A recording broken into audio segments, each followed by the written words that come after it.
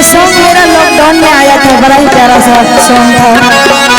जितने भी यहाँ के डीलर साहब होंगे कृपया इस सॉन्ग को दिल पे नहीं लेने का, बड़ा ही अच्छा सा सॉन्ग है। ये सॉन्ग मनोरंजन के लिए बनाया गया था, बस सबको झुमाने के लिए, और आज भी उसी अंदाज में गाएंगे। आप लोगों ने जिस तरह से प्यार और आशीर्वाद दिए थे उसी तरह से फिर से इस गाना को आशीर्वाद दीजिएगा, प्यार दीजिएगा, सपोर्ट कीजिएगा।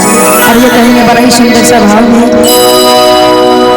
कि मोदी जी भेजल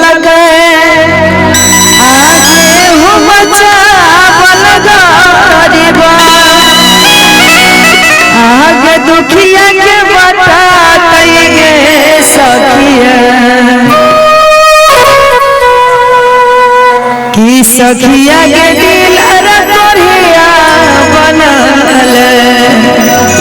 बई मनवा रसन अपने घर में रखी गे सखिया।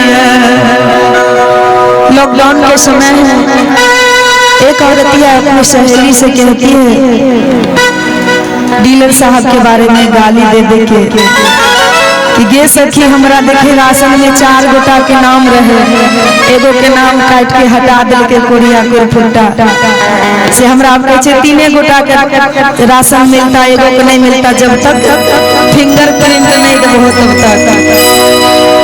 और आइए बड़ा ही वियोग में कहती है बेचारी कि मोदी जी भेजा लगा गेहूं चावल गरीब दुखिया के बता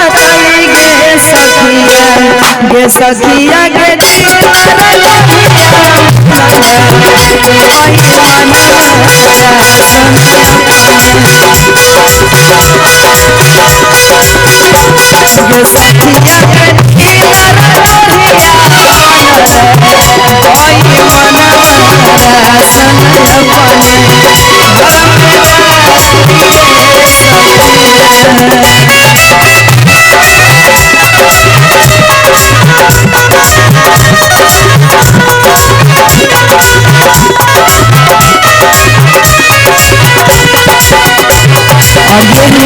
रविंद्र कुमार रवि जी ठेकेदार की तरफ से 500 रुपये का पुरस्कार। कहती है बेचारी